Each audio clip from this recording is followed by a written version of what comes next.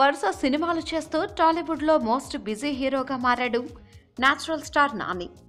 ఈ నేపథ్యంలో ఒకవైపు వేణు శ్రీరామ్ దర్శకత్వంలో ఎంసీఏ చిత్రంలో నటిస్తున్న నాని తాజాగా తన నెక్స్ట్ సినిమాను ప్రారంభించేశాడు. మేర్లపాక గాంధీ దర్శకత్వంలో నాని హీరోగా తెరకెక్కనున్న కృష్ణార్జున యుద్ధం షూటింగ్ ప్రారంభమైంది. ఈ విషయాన్ని సోషల్ మీడియాలో అభిమానులతో పంచుకున్నాడు నాని.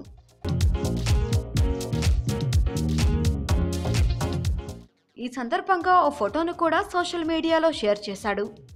అందులో బైక్ పైన ఓ పిల్లను గ్రోవి ఉండగా అది కృష్ణుని పాత్రకు సంబంధించినట్లుగా తెలుస్తోంది.